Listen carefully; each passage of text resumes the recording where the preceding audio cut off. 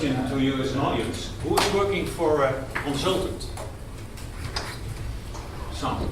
Who is working for a client? Who gives a contract to a dredging contractor? Only one. And the rest are all dredgers, or a few? Yeah, some of them. And the rest is just students or interested in the topic. As this is a pre-conference course, I want you to take a few things home, and maybe this is the most important one, because as clients, those who are working for clients, it's very often once in a lifetime that you have to deal with a contaminated situation and that you have to dredge contaminated sediments. As a consultant, you're probably dealing more often with these kind of situations. But you lack one thing as a consultant, and that is knowledge about the equipment that you have to do the job with. And that's by far the expertise of the dredging contractors. So one of the things I want you to take home is that in any case, but specifically in case of contaminated sediments, take the contractor and his knowledge on board as soon as possible, from the very early beginning of the project. This is just an abstract of a total flow chart with much more information in it. I was told that there were 22 participants, so I made 25 copies, but probably there are not enough. So at the end, please take one with you, because that's one of the things I want you to take home. This is a flow chart in this book. Mr. Goethe also presented it already. I'm not advertising it as it's being updated at the moment, but there is a lot of knowledge in this book on how to work in an environmentally sound way, but specifically on contaminated projects. During the breaks, if you want, please take a look at this book. Then I concentrate on dealing on dredging contaminated sediments, but the dredging process can also release contamination. For instance, hydrogen sulfide. This is outside the scope of this presentation, but I also brought 25 copies again of the Terra and Aqua. I assume some of you know this magazine. You can have a free subscription on it, but there is an article in the last Terra on hydrogen sulfide and the release of it during the dredging project. And for instance, during the Suez Canal project, recently finished, this was one of the problems they had to deal with, and it can be a real threat for you as a dredger. So we stick to the contaminated sediments.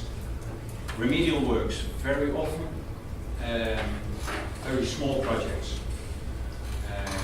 With the results of the dredge material, you have to look if you can reuse it or have to treat it or can locate it somewhere else. Not always the contamination is that bad, but if you really have a severe contamination with PCBs, etc., then you really have to be very careful in performing the job. And for you as a client, as told already, it's very often non-repetitive, it's one in a lifetime project. So you lack the knowledge of how to do these kind of jobs. Impacts of dredging in general, but again specifically to dealing with contaminated sediments, safety of the personnel. The dredge material has to stay away from the personnel during the dredging project. Accuracy of the excavated profile. You only want to dredge the contaminated sediments. Harold said already, but it can be up 40 to 100 times as expensive as a regular dredging project. So you only want to dredge the contaminated sediments, and don't exchange clean sediments with contaminated sediments, because you then have to do more work. Resuspension of the sediment. If you get your sediment from the riverbed, if you spill it in the water column, it will settle somewhere else, and this is one of the major problems during the dredging process. As I said already, the mixing of the different soils. Dredging always means that there is some spill behind, and that can be contaminated, and you want to get rid of all the contamination. So you have to dredge everything, and that again is one of the major issues during the process. And then dilution. Contamination is very often a attached to the fines and not to the very large grains of the dredge material. And then if you dredge, you get water, you take water with you, you bring it to the placement zone, wherever it is, and then some of the fines will dilute with the during the dewatering process again. But I think Neil knows much more about it and probably will deal with that. But that's also one of the problems. Then types of dredges. Fortunately, something new to tell because there are not many dredges around. You have the mechanical dredges. You use mechanical forces to cut the dredge material and to raise it. And there are three types of them. The old-fashioned bucket ladder dredge is still being used. Then the backhoe dredge. The bucket can be as large up to 40 cubic meters. So it's quite large. These size of buckets are of course not used for contaminated material. And then of course the grab dredge. Then we have the hydraulic dredges. The cutter suction dredger and the trailing hopper suction dredger. As you need a lot of water during the dredging process, making the soil fluid, these two types are less suitable for dealing with contaminated sediments, because then you definitely get a problem with the dilution and resuspension, you get much more turbidity. So these are less used for these kind of projects. And then some special dredging types, dredges and specialty dredges, which I want to focus on the last three, these three. I assume you all get the presentation afterwards? Yes, yes, the disc bottom dredger. This is going down into the water to the riverbed. As you can see, it can't be that deep, so this is not. This can't be used for large depths. It's a closed system. This is the cutting part. Turns round. It goes into the suction pipe behind the disc. As it is a closed type, you have less dilution. Safety for your personnel is fairly guaranteed. And then it will be discharged somewhere behind the dredger. The second one is an auger dredger. Normally, it's just for the picture, there is a screen in front of this. You put it on the bottom. It's very accurate. It can dredge a few centimeters, up to 1 meter. This screw brings all the material to the center, and then it's sucked up again over here to the dredger. Again, this can be used for large depth, of course.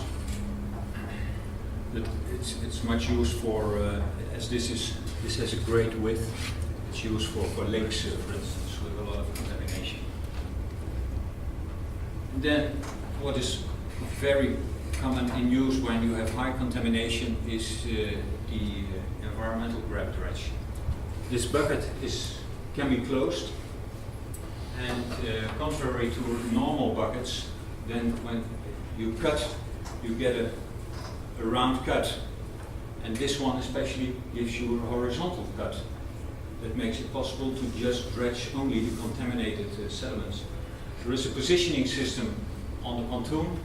There is an encoder on the payout cable going down, so you know exactly on what depth you are dredging.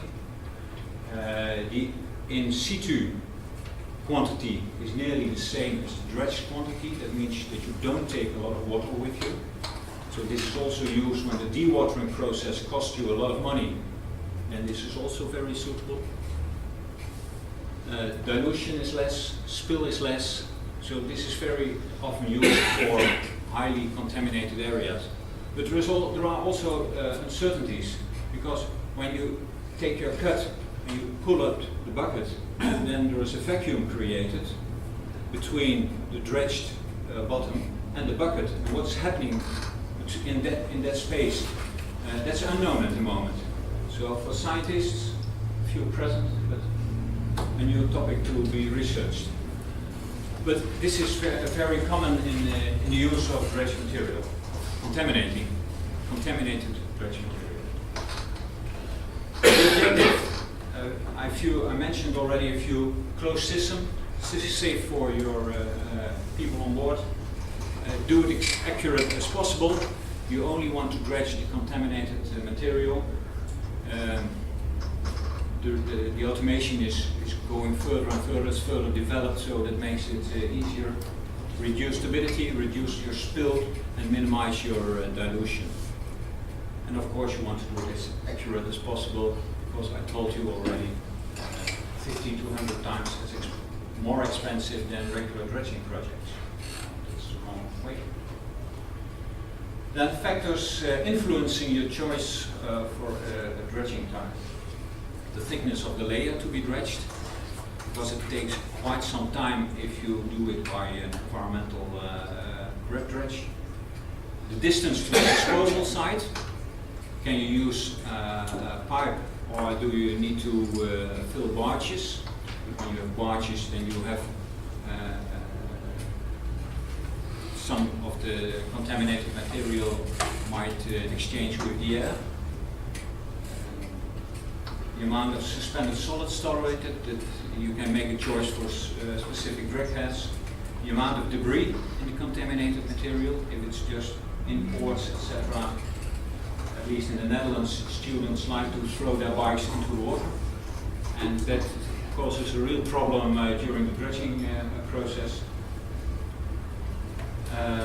The depth of the contaminated sediments, of course. I showed you a few types that can't reach a large depth, so there you need, for instance, to work with a grab dredger.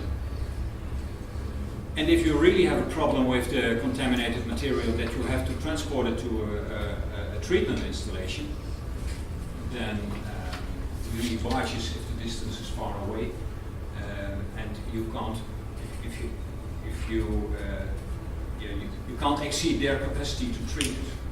Otherwise, you have to store it in the meantime. As a dredger, you have to monitor things during the process, and it constantly comes to the same things. What are the residual sediments? What do you leave behind?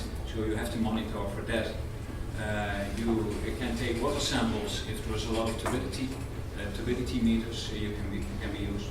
The density you dredge, that can be monitored by magnetic flow meters, also radioactive flow meters.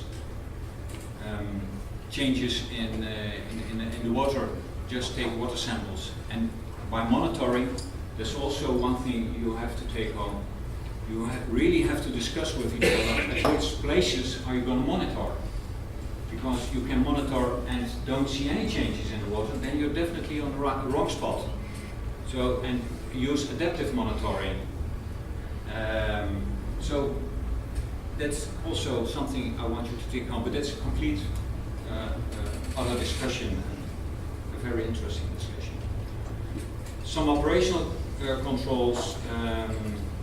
Silt curtains are very often used, but the effect of that is debatable, and there's also a lot of research to be done about the effect of silt screens. And bubble curtains, just a pipeline or a flexible tube with holes in it, and put air to it, and then you organize a separation of the dredged area and the not dredged area. I think I leave this for what it is. This is also a schedule what you can do with your contaminated sediments. You can use it in different ways, or you can store it in different ways, but it's due to time. I will try to keep it in my 15 minutes. I leave that because it's also in the book, and you can find it on the website of INEC too. And in the worst case, but Neil will deal with that probably because he knows much more about it, treating contaminated sediments. And then the international conventions, but that has already been dealt with by Harold, so I leave that. So in a rush through dredging contaminated sediments. Maybe too much for the moment, but if you have any questions later on these days, I will be here at the whole conference. But questions for this moment?